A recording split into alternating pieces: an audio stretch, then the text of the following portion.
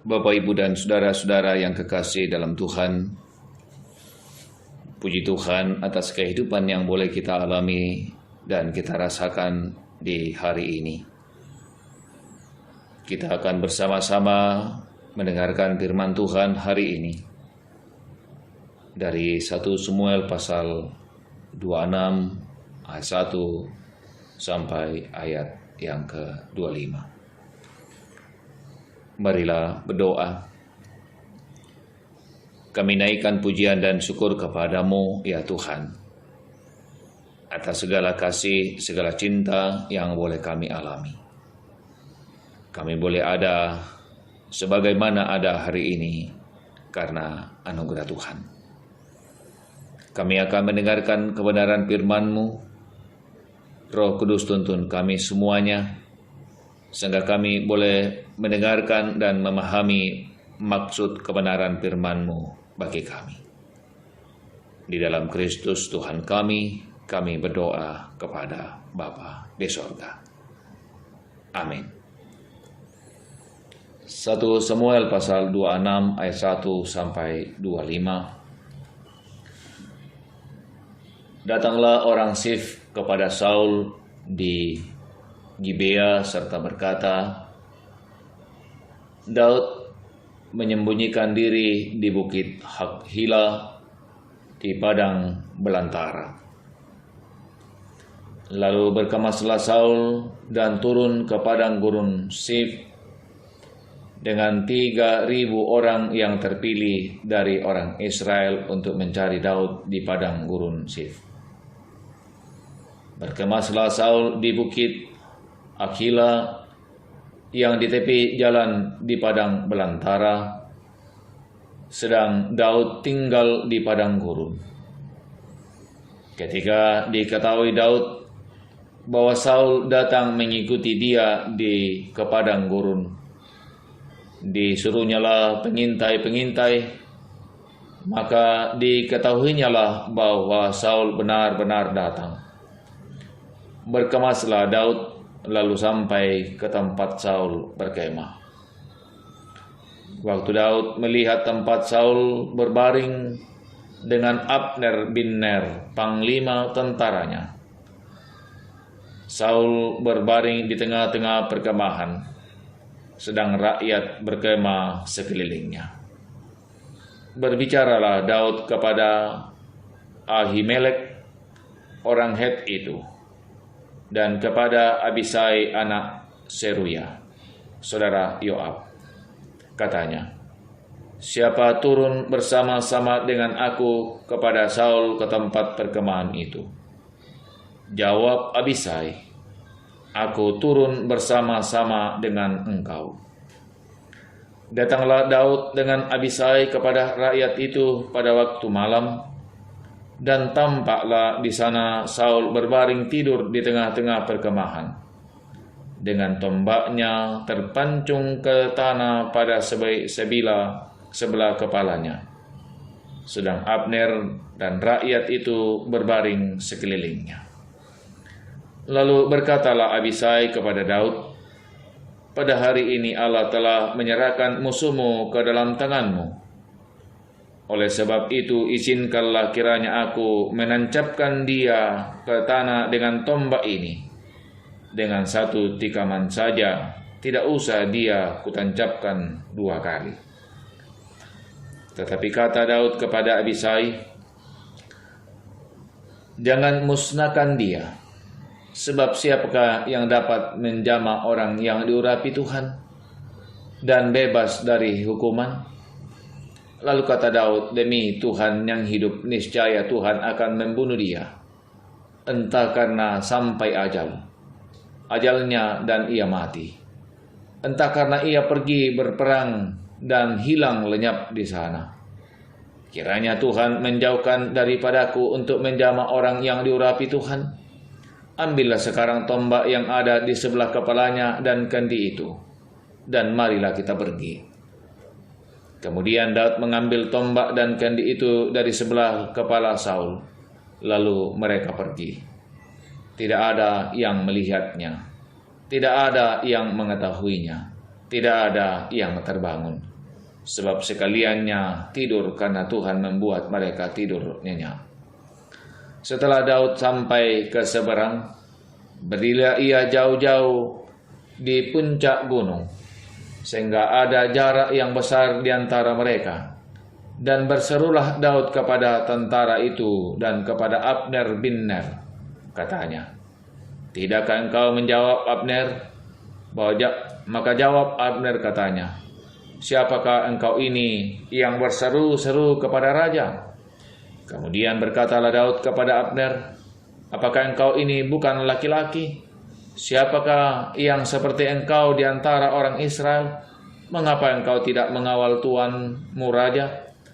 Sebab ada seorang dari rakyat yang datang untuk memusnahkan raja tuanmu itu. Tidak baik hal itu kau perbuat. Demi Tuhan yang hidup, kamu ini harus mati, karena kamu tidak mengawal tuanmu, orang yang diurapi Tuhan itu. Sekarang lihatlah di mana tombak raja dan kendi yang ada di sebelah kepalanya." Saul mengenal suara Daud, lalu ia berkata, "Suaramukah itu, anakku Daud?" Jawab Daud, "Suaraku, tuanku raja." Lalu berkatalah ia, "Mengapa pula tuanku mengejar hambamu ini? Apakah yang telah kuperbuat? Apakah kejahatan yang melekat pada tanganku? Oleh sebab itu kiranya tuanku raja mendengarkan perkataan hambamu ini. Jika Tuhan membujuk engkau dan melawan aku, maka biarlah ia mencium bau korban persembahan. Tetapi jika itu anak-anak manusia, terkutuklah mereka di hadapan Tuhan, karena mereka sekarang mengusir aku, sehingga aku tidak dapat bagian daripada milik Tuhan dengan berkata, 'Pergilah beribadah kepada Allah lain.' Sebab itu janganlah kiranya darahku tertumpah ke tanah, jauhkanlah dari hadapan Tuhan. Sebab Raja Israel keluar untuk mencabut nyawaku, seperti orang memburu seekor ayam hutan di gunung-gunung." Lalu berkatalah Saul, "Aku telah berbuat dosa, pulanglah, anakku Daud, sebab aku tidak akan berbuat jahat lagi kepadamu. Karena nyawaku pada hari ini berharga di matamu. Sesungguhnya perbuatanku itu bodoh dan aku sesat sama sekali." Tapi Daud menjawab, "Inilah tombak itu, ya tuanku raja. Baiklah salah seorang dari antaramu menyeberang dan mengambilnya. Tuhan akan membalas kebenaran dan kesetiaan setiap orang, sebab Tuhan menyerahkan engkau pada hari ini ke dalam tanganku. Tapi aku tidak mau menjamah orang yang diurapi Tuhan. Dan sesungguhnya seperti nyawamu pada hari ini berharga di mataku, demikianlah hendak nyawaku berharga di mata Tuhan, dan hendaklah ia melepaskan aku dari segala kesusahan." Lalu berkatalah Saul kepada Daud, "Diberkatilah kiranya engkau, anakku Daud, apapun yang kau perbuat, pastilah engkau sanggup melakukannya." Lalu pergilah Daud meneruskan perjalanannya, dan pulanglah Saul ke tempatnya. Demikian firman Tuhan bagi kita sekalian. Saudara-saudaraku yang kekasih dalam Tuhan, inspirasi hidup. Saudara-saudara yang kekasih dalam Tuhan, seperti yang kemudian telah disampaikan kemarin, bahwa Saul dengan kecemburuannya dan kemarahannya ingin membinasakan Daud.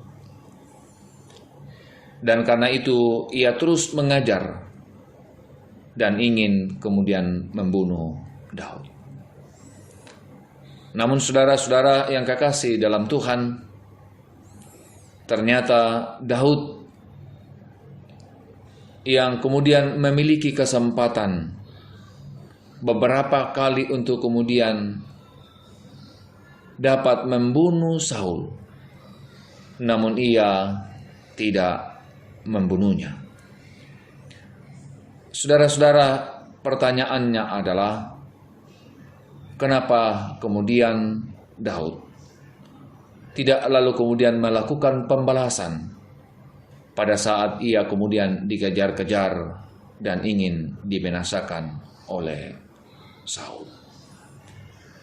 Paling tidak saudara-saudara, ada 3 hal yang kemudian dimiliki oleh Daud sehingga ia kemudian tidak punya keinginan dan kerinduan untuk membalas kejahatan Saul yang kemudian dirasakannya.